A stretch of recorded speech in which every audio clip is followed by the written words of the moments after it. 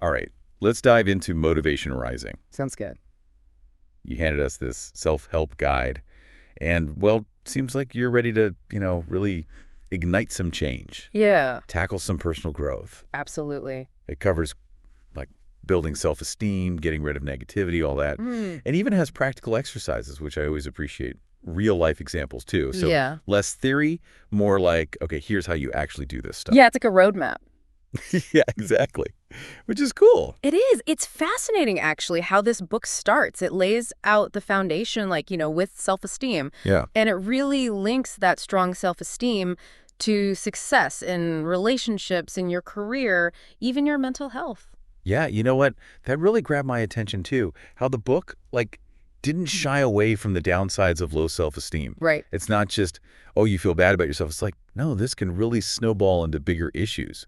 Exactly. Yeah. It emphasizes that neglecting self-esteem can have this ripple effect across your whole life. But what I found really useful, truly helpful, were the practical tools that it offered. Just starting with the self-reflection questionnaires. That was great. Yeah, those are good. Those got me thinking, instead of just reading, nodding along, like, wait, am I actually doing these things? And then those journaling prompts, those really helped me, dig deeper. But, oh, what really struck me was this idea of empowering statements. Oh, yeah. It's like mental reprogramming, right? Yeah. The book talks about neuroplasticity, which is this amazing ability of our brains to change and adapt. So you're not just thinking positive thoughts, you're actively rewiring your brain, which I think is so cool. It is so cool. And the book actually uses the author's personal experience with that. There's this anecdote about how they used empowering statements to overcome a specific challenge. Mm. It makes it feel so relatable. Like, okay, this isn't just some theory. Right. It can actually be done. It created this sense of trust and understanding, like, a friend sharing their journey. It was really effective. Yeah. It made me think, okay, if they can do it, maybe I can too. Yeah. And then it moved so smoothly into mindfulness, which I thought was interesting. Because it wasn't just about, meditation or relaxation. It was about this awareness and acceptance of the present moment, whatever that moment looks like. Exactly. And the book provides some really practical techniques to cultivate that awareness. Yeah. The 4-7-8 breathing method and box breathing, those really stood out to me. It's amazing how something as simple as controlling your breath can have such a powerful impact on anxiety. You know what? I get anxious just thinking about presentations. And I actually tried the 4-7-8 method the other day before a meeting. And you know what? It helped. I actually felt calmer, more focused. That's great. It just shows you these tools really can work if you apply them.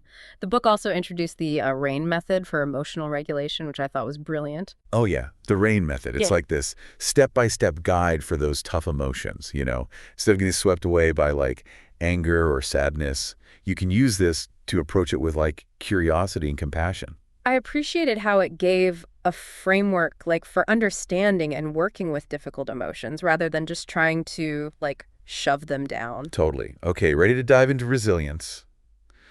This is a biggie, right? I mean, the book really highlights how resilience is tied to personal growth. It is. Life throws curveballs. It's how you bounce back that really defines how you grow. Absolutely. And the book uses this awesome analogy, the bamboo one. Did you like that one? I did. It's a very powerful visual. It is. Yeah. Because that bamboo shoot takes years to develop this strong root system before it even starts growing above ground. So it's this reminder that sometimes, the most significant growth happens beneath the surface. You can't see it, but it's essential. It's a great metaphor for patience and perseverance in pursuing our goals, because often we get caught up in wanting the quick wins, the immediate results, but true growth takes time. It takes those deep roots. Yeah, absolutely.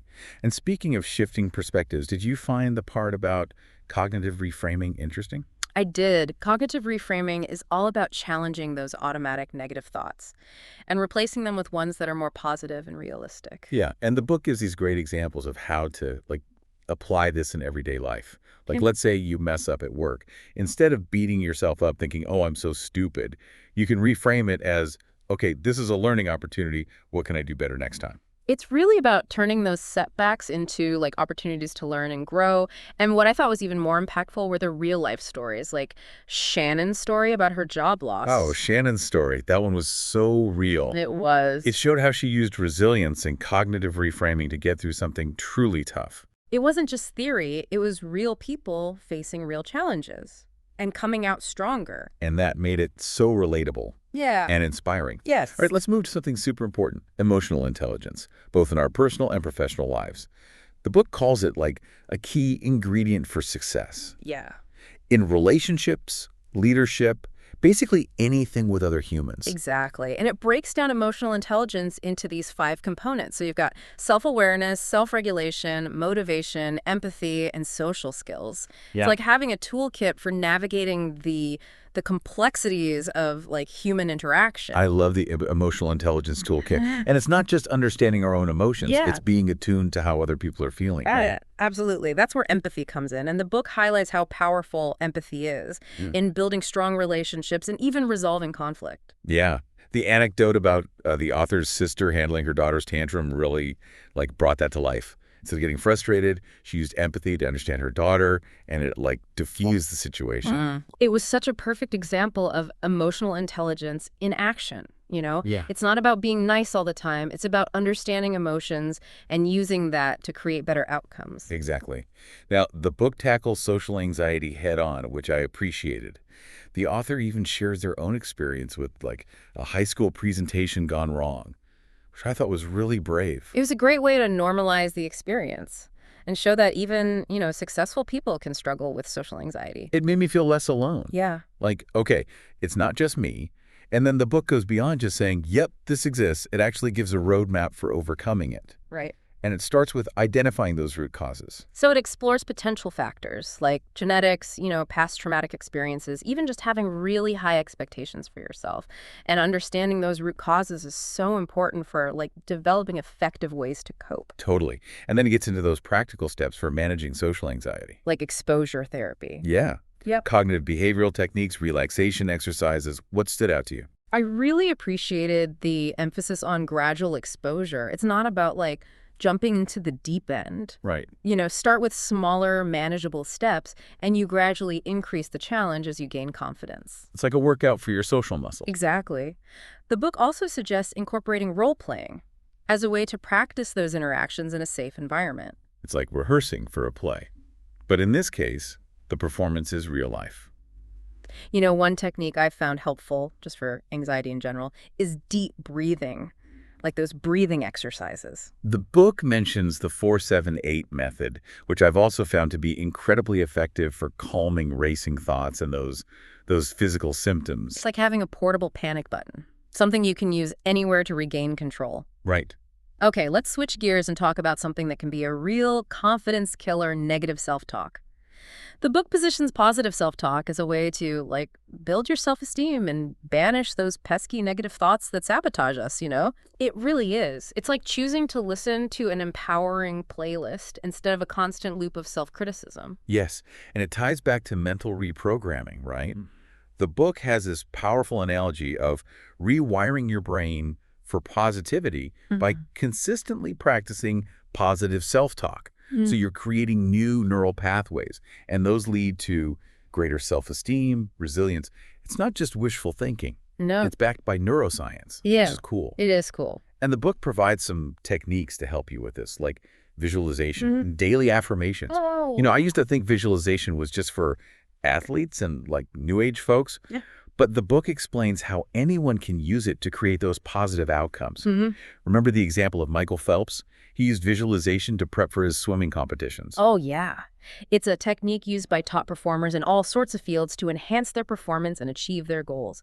And daily affirmations are another powerful tool. It's about consciously choosing those positive statements that reinforce what you want to believe and counteract those negative thought patterns. It's like planting those seeds of positivity and nurturing them with daily affirmations. The book even gives examples, personalized affirmations, which I thought was a nice touch. Yes, it encourages the reader to really take ownership of their self-talk, to create those affirmations that resonate with their own aspirations and challenges. Yeah, let's move on to relationships. Okay. This book, it kicks off this section by, defining what a healthy relationship actually looks like, emphasizing trust, respect, empathy, open communication. It's like a blueprint for building those strong and fulfilling connections. Exactly. But it doesn't shy away from the less fun stuff, the toxic relationships.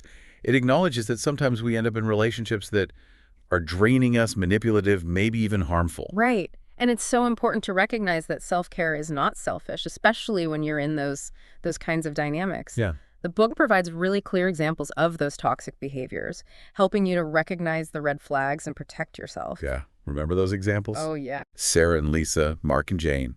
Their stories really brought it to life, like the different forms it can take. It was a good reminder that toxic relationships can exist in all sorts of forms, romantic, familial, even friendships.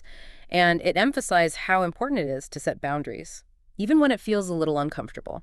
Yeah, it's about knowing your worth and, creating healthy boundaries to protect your emotional well-being. So important. Speaking of, feeling worthy, the book dives into career confidence. And honestly, that resonated with me. Because sometimes, I feel like an imposter at work. Yeah. It can be tough to stay confident, especially with all the pressure. It is. It is a common struggle, especially these days with the work environment being so competitive. Yeah. The book emphasizes how important, preparation is and continuous learning as ways to build that confidence. I loved Emily's story. She was terrified of public speaking, but took a course, practiced gradually, and it really helped. What stood out to you about that? It shows that even deep-seated fears, you can overcome them with the right approach. It's like building a muscle. You start small and then gradually increase the challenge. And I found John's experience with imposter syndrome so relatable. Oh, yeah, that one too. He kept a journal of his accomplishments to remind himself of his successes. Yeah, sometimes we need those reminders. Right. It's easy to focus on what we're not good at and forget all the awesome things we have done. Absolutely. And the book emphasizes that, that positive self-talk and recognizing your own achievements. Okay, let's zoom out for a second. Talk Okay. about personal growth just in general. The book highlights that it's important no matter what stage of life you're in. And one chapter I found really insightful was the one on those, later life transitions, Right. especially retirement. That can be a really tough time for a lot of people. What's interesting is that the book doesn't frame it as an ending, Right. Retirement, it's like a new beginning. It's a chance to rediscover those passions, your purpose. I love that. It encourages you to think about it as an opportunity, not a loss. Exactly. And it offers practical advice, too, for navigating that transition. Explore new interests, maybe do some community work, set some purpose-driven goals even, and maintain those social connections, which are so crucial no matter what age you are. Yeah, totally. The examples of people who found renewed purpose and happiness after retiring, those were so inspiring. Remember James, he found so much fulfillment in mentoring younger professionals, sharing his knowledge. It's a beautiful example of how we can continue to grow and contribute even after we leave that traditional workforce. And then Susan, who turned her love of baking into a whole business. Yes. It just goes to show it's never too late. I love that. Now let's talk about something that often gets pushed aside in our busy lives. Mm. Self-care. I have to admit, I struggle with making time for it. The book really drives home how important it is. It uses that analogy of, you can't pour from an empty cup. Okay, that's a good one. Because, if I'm constantly giving and not taking care of myself, I am going to burn out. Mm. What did you find most useful in the book's approach to self-care? I really liked the toolkit it provided. It's comprehensive, Yeah. everything from establishing healthy sleep habits to incorporating mindfulness to even creating an environment that supports your emotional well-being. It wasn't just about bubble baths. It was holistic. I like that. Yeah. And it really emphasized that self-care isn't selfish, It's essential if you want to show up as your best self. Exactly. It encourages you to find what truly works for you, whether that's spending time in nature, reading a good book, or just taking a few minutes to quiet your mind. Okay, ready for the grand finale. Yeah, let's do. The book ends with this powerful chapter on self-reflection. It's about, taking a pause, turning inward, getting to know yourself, your values, passions, fears, dreams, all of it. And it gives a ton of those journaling prompts Yes. to guide you. I tried a few, Yeah. and man, it was eye-opening. They're designed to spark that introspection, to encourage that deeper self-awareness. And that self-reflection isn't just navel-gazing. It's about clarity. So you can make choices that align with what matters to you. It's about recognizing you are the architect of your own life, and you have the power to create the life that you want. As we've been talking about this book, I realized the author does something really clever. They weave in these personal anecdotes throughout. Oh, yeah. It makes the advice less preachy. more relatable. Yes, those stories bring it to life, and they demonstrate that these aren't just strategies for, like, self-help gurus. Right. They're for everyday people who are facing real-life challenges. I found them so inspiring. It's like the author saying, hey, I've been there. I've struggled, made mistakes, but I learned, I grew, and so can you. That shared experience can be incredibly powerful. And speaking of empowerment, the book doesn't just tell you what to do. It gives you the tools, those practical exercises, the journaling prompts, even worksheets. It's like having a workbook for personal growth. It's not just reading and nodding along. It's about taking action and making those changes. Yeah. And I loved all those inspiring quotes sprinkled throughout. Oh, me too. They offer such different perspectives, and they encourage you to think more deeply about the ideas. Now, this is what matters you, the listener. We've talked about a lot. But the real magic happens when you take this and apply it to your life. What resonated with you most? What are you excited to explore further?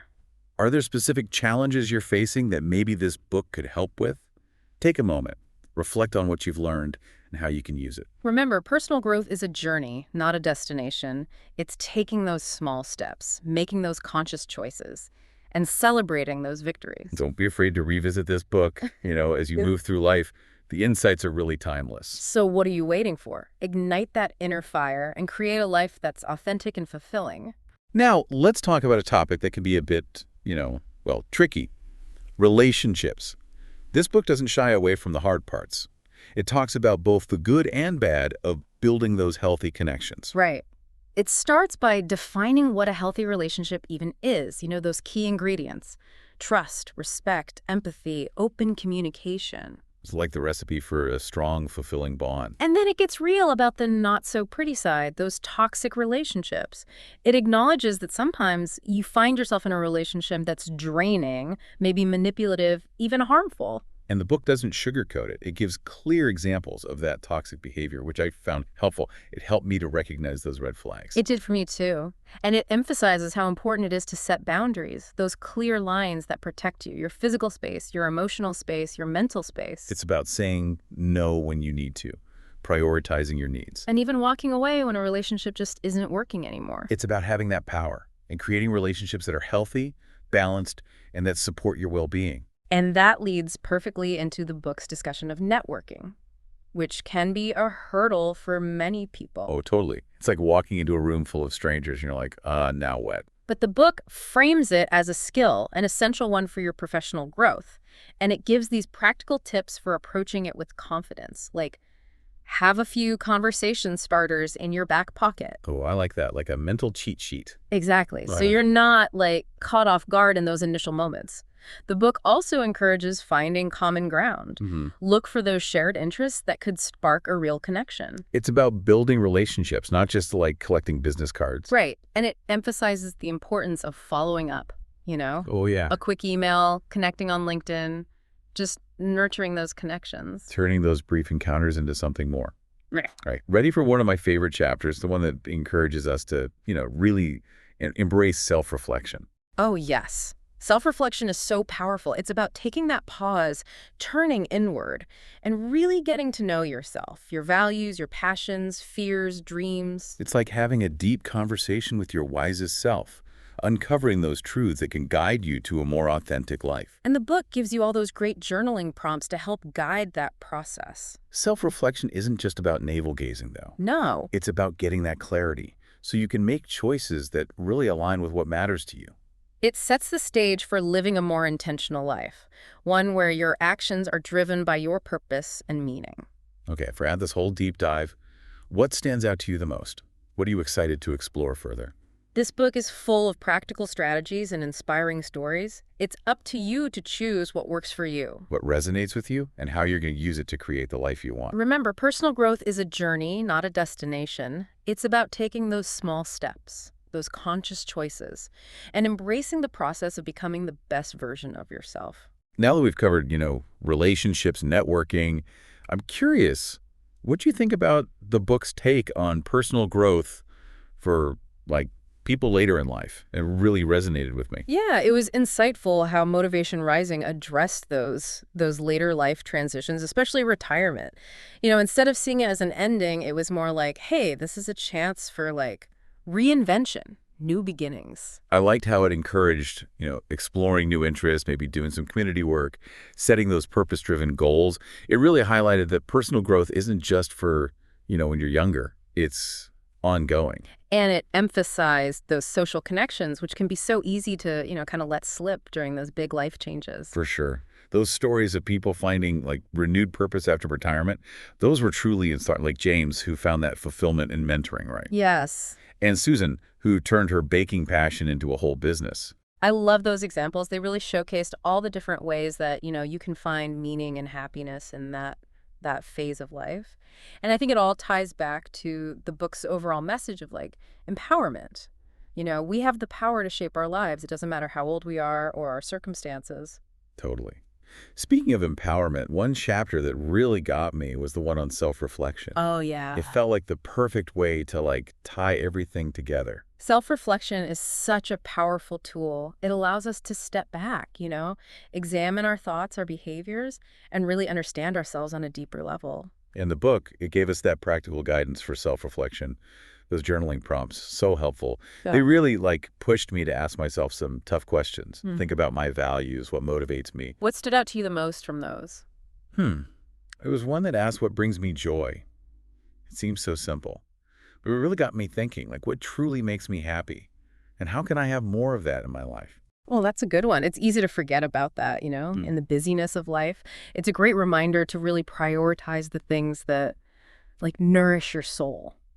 Okay, so as we wrap up this deep dive into Motivation Rising, what are your final thoughts? What are your big takeaways? Well, Motivation Rising offers so many practical strategies for personal growth. We talked about self-esteem, managing anxiety, building those healthy relationships, navigating those life transitions. What resonated most with you? For me, it was that focus on self-awareness and then actually taking action. It wasn't just like, here are some concepts. It gave you tools, techniques Yeah. to use in everyday life. And I loved all the real-life stories because it made it all feel so much more like, okay, I can do this. It's about making it real. Hmm. So, to our listener, we've spent this time exploring Motivation Rising, but now it's your turn. What are you excited to work on? What are you going to focus on? What speaks to you? Remember, it's a journey. It's not about reaching some like final destination. Yeah. It's those small steps, those conscious choices that you make every day. And that leads to lasting change. And don't be afraid to come back to this book. Mhm. As you go through different things in your life, the insights are really timeless. So what are you waiting for? It's time to, really take charge, create a life that feels truly fulfilling. We can't wait to see what you do with this, how you apply it all. Thanks for joining us for this deep dive into Motivation Rising.